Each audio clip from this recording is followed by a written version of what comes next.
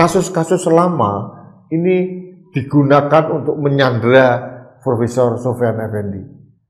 Sekali lagi ini masih misteri, masih dugaan, tapi pasal-pasal tentang mengapa akhirnya Profesor Sofyan Effendi menarik pernyataannya ini mulai terbentuk dalam satu mosaik, meskipun belum loud and clear, karena kita belum tahu sisi tekanan eksternalnya oleh siapa dan untuk kepentingan apa. Yang jelas dari UGM pun sudah memberikan tekanan dari rektorat seperti yang saya bacakan tadi.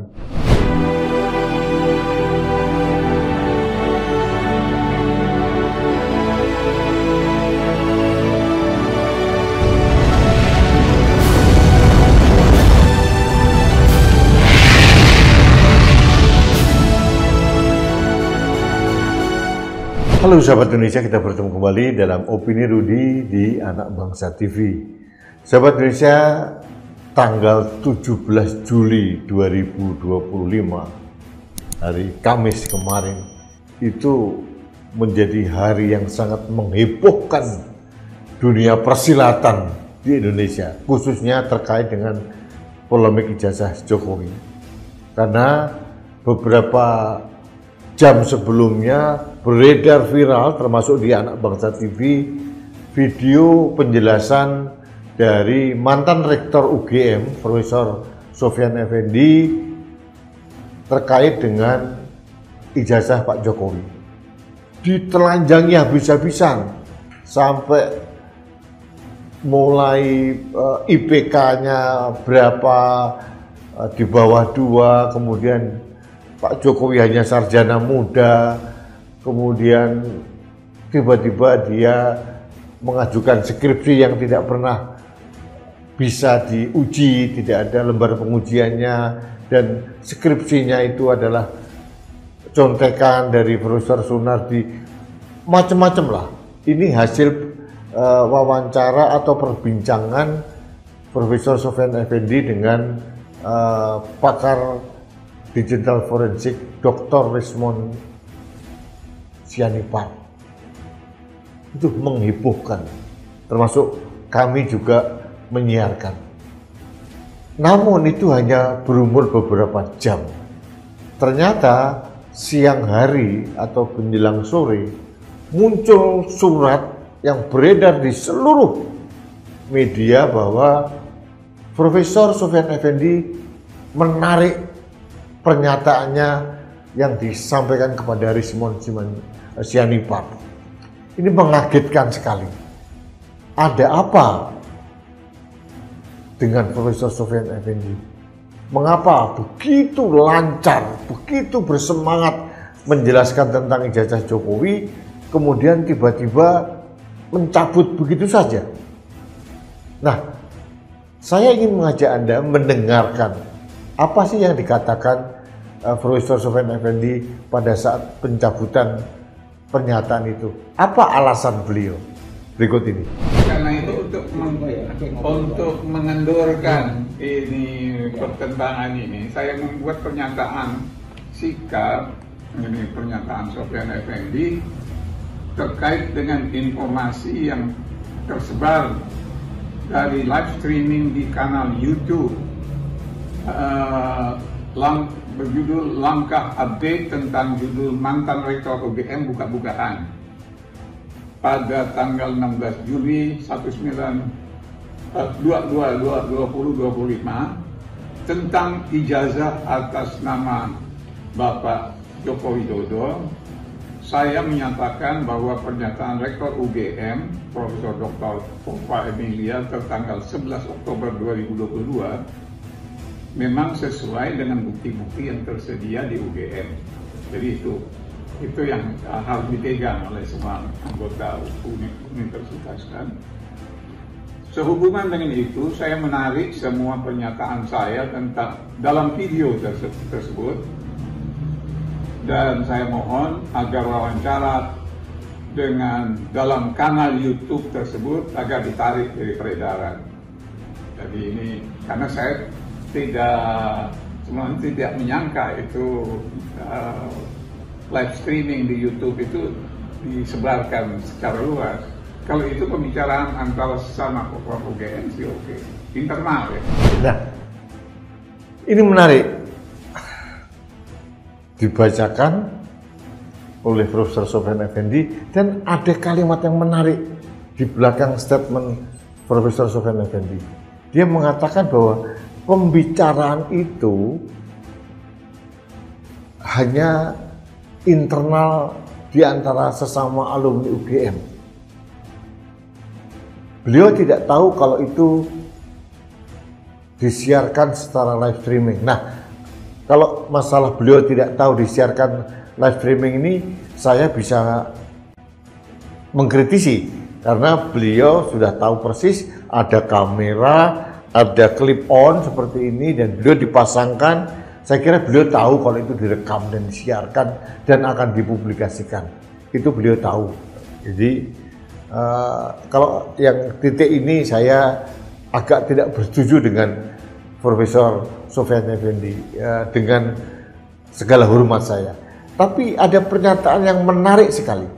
Menariknya adalah bahwa ini hanya pembicaraan di internal antar alumni UGM. Artinya, nah, maknanya bahwa apa yang disampaikan oleh Profesor Sofyan Effendi itu benar adanya.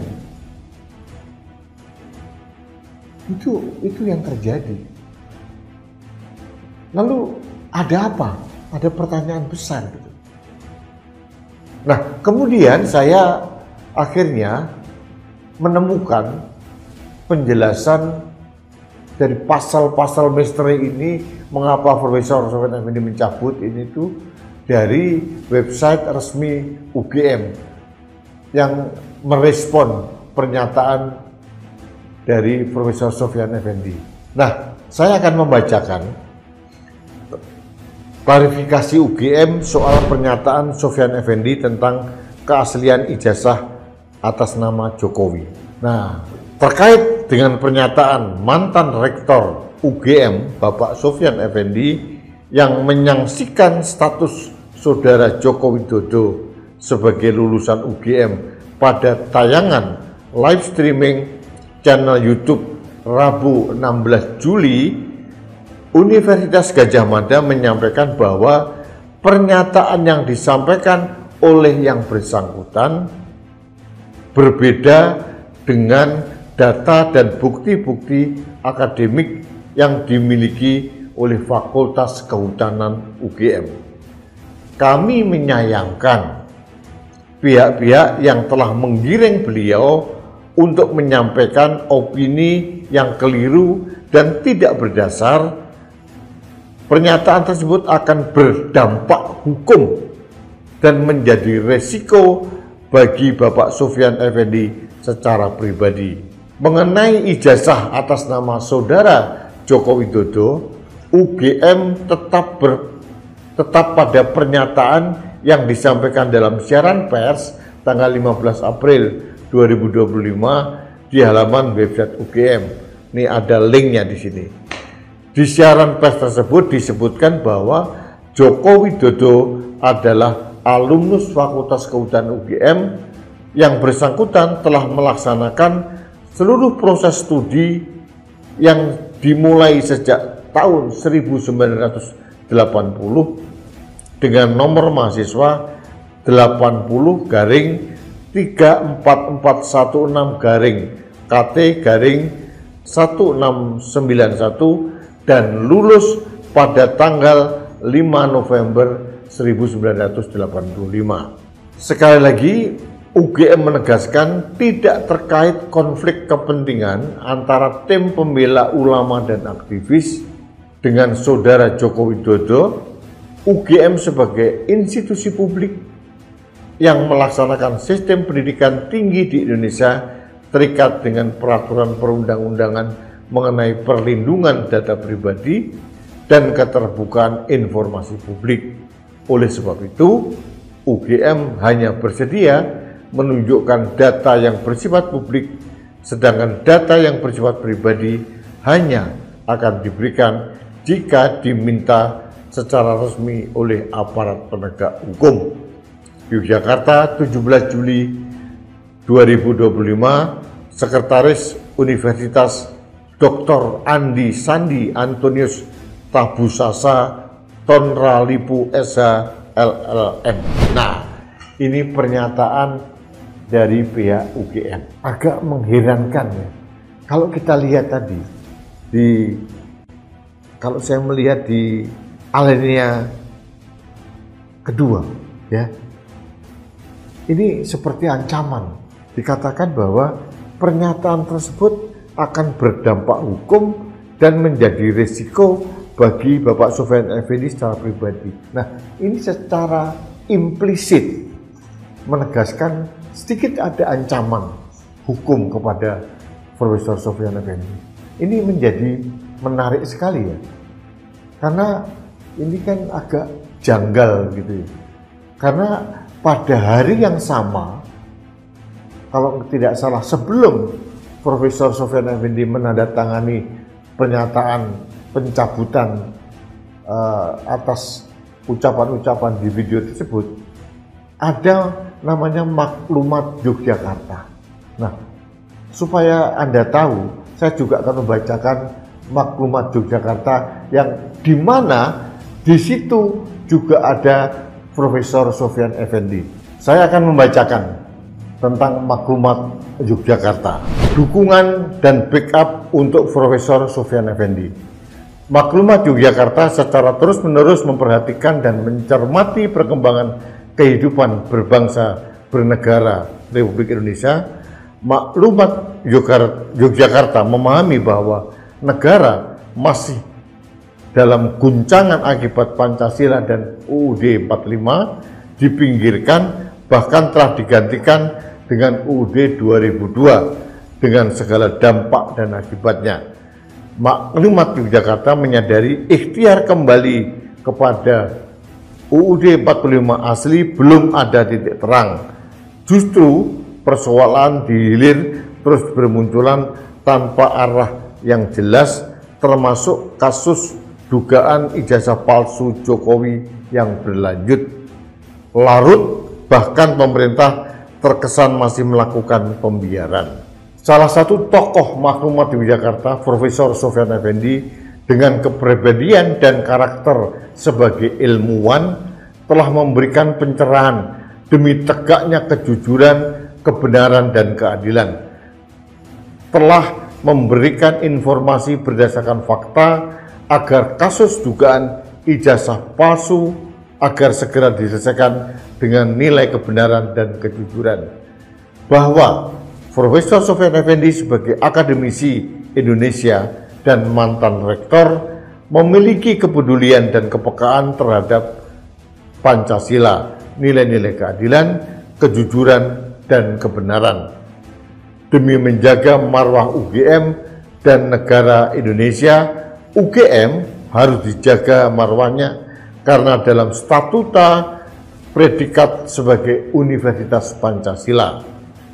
Atas dasar tersebut, Maklumat Yogyakarta mendukung dan backup penuh atas pencerahan yang telah disampaikan Profesor Sofyan Effendi. Semoga Tuhan Yang Maha Esa senantiasa memberikan perlindungan dan kekuatan kepada siapapun yang sedang berjuang membela kejujuran, kebenaran, dan keadilan untuk menyelamatkan Indonesia. Yogyakarta, 17 Juli 2025, Maklumat Yogyakarta, Jenderal TNI Purnawirawan Tyasno Sudarto, Profesor Dr. Rohmat Wahab, Profesor Dr. Sofyan Effendi. Nah, kalau kita melihat Profesor Sofyan Effendi juga menandatangani atau terlibat dalam pembuatan Maklumat Yogyakarta dan membackup Sofyan Effendi, mengapa sekian jam kemudian sikap Profesor Sofyan Effendi berubah? Kita tahu Profesor Sofyan Effendi seorang ilmuwan dan sudah sepuh, sudah 80 tahun. Mungkin tekanannya begitu besar. Tidak mungkin beliau mencabut begitu saja karena itu akan menggadekan integritas dan kredibilitas beliau sebagai seorang akademisi dan tokoh bangsa. Saya menduga keras ada tekanan yang sangat kuat, baik dari internal maupun eksternal, internal itu maupun dari keluarga, karena disebutkan juga bahwa Profesor Sofyan Effendi juga khawatir katanya akan digugat oleh Jokowi Lover di Baris-Krim atas penyebaran hoax. Ini yang membuat Sofyan Effendi ingin melindungi keluarganya. Nah, ini tekanan internal. Saya menduga juga pasti ada tekanan eksternal, entah oleh siapa. Ini menunjukkan bahwa ya Pak Jokowi masih punya taji ternyata. Sekali lagi saya tidak mau ikut dalam polemik ijazah Pak Jokowi asli atau palsu. Saya tidak punya kepentingan. Yang saya ingin opinikan adalah betapa drama ini memakan korban banyak orang, termasuk Profesor Sofyan Effendi, termasuk akhirnya Profesor Sofyan Effendi harus seolah-olah tanda kutip mengorbankan integritasnya. Kemarin juga muncul di berbagai media tentang kasus-kasus lama Profesor Sofyan Effendi seperti Gama Plaza, Bookshop dan sebagainya, Hotel Radisson dan sebagainya. Ini menunjukkan bahwa kasus-kasus lama ini digunakan untuk menyandera Profesor Sofyan Effendi. Sekali lagi ini masih misteri, masih dugaan, tapi pasal-pasal tentang mengapa akhirnya Profesor Sofyan Effendi menarik pernyataannya ini mulai terbentuk dalam satu mosaik, meskipun belum loud and clear karena kita belum tahu sisi tekanan eksternalnya oleh siapa dan untuk kepentingan apa. Yang jelas dari UGM pun sudah memberikan tekanan dari rektorat seperti yang saya bacakan tadi. Mungkin backup dari seorang tokoh besar, mantan Kasat Jenderal TNI Purnawirawan Suyatno Sudarto dan kawan-kawan dianggap belum mencukupi. Mungkin juga dukungan dari alumni UGM yang tergabung dalam Relagama juga belum dianggap membuat beliau secure, aman. Mungkin beliau juga sedang melindungi keluarganya karena sudah sepuh, daripada dilaporkan harus bolak-balik ke Jakarta, itu akan memakan energi dan itu secara psikologis kita paham, kita maklum. Cuma bagi saya ini adalah korban-korban baru dari drama ijazah Pak Jokowi. Saya tidak tahu sampai kapan ini akan terus berjatuhan korban-korbannya, dan sebetulnya itu bisa dihindari dengan lebih elegan kalau masing-masing pihak, termasuk Pak Jokowi, sudahlah tunjukkan saja ijazahnya, ini loh, plak, sudah ijazah saya selesai sebetulnya. Kalau itu nanti ditunjukkan lalu terbukti asli, saya juga yakin kelompok-kelompok yang menyaksikan seperti kelompok Dr. Roy Suryo, Dr. Rismon, Dr. Tifa juga akan mau kok menyadari kesalahannya kalau ijazahnya Pak Jokowi asli. Energi ini habis terkuras kita. Kita melupakan bagaimana kita sedang menghadapi krisis ekonomi, lapangan pekerjaan sangat amburadul. Kita melupakan bagaimana sejarah ini sedang dicoba dimanipulasi oleh kekuasaan. Kita melupakan betapa yang dikatakan berhasil negosiasi antara Presiden Prabowo dengan Presiden Trump itu ternyata skornya 19-0. Ya, bagaimana mungkin produk-produk kita kalau masuk di Amerika dikenain biaya masuk 19%, sedangkan produk Amerika yang masuk ke Indonesia dikenai biaya masuk 0%. Di samping itu kita harus membeli pesawat Boeing 50, membeli ini, membeli itu. Jadi bagi saya ini bukan kemenangan yang perlu kita rayakan. Kita melupakan semua itu karena perhatian kita tersedot dengan drama ijazah Pak Jokowi. Dan ini membuang energi kita sebagai bangsa. Sahabat Indonesia, ini keprihatinan saya, tapi perlu saya suarakan agar kita proporsional membagi. Ada masalah-masalah yang sedang dihadapi, masalah-masalah ketidakadilan, masalah-masalah ekonomi, lapangan pekerjaan, dan sebagainya. Jangan sampai energi kita, perhatian kita, fokus kita hanya tertuju pada drama ijazah Pak Jokowi saja. Itu yang ingin saya sampaikan pada kesempatan ini. Terima kasih sahabat Indonesia, kita bertemu kembali dalam Opini Rudy selanjutnya. Sampai jumpa.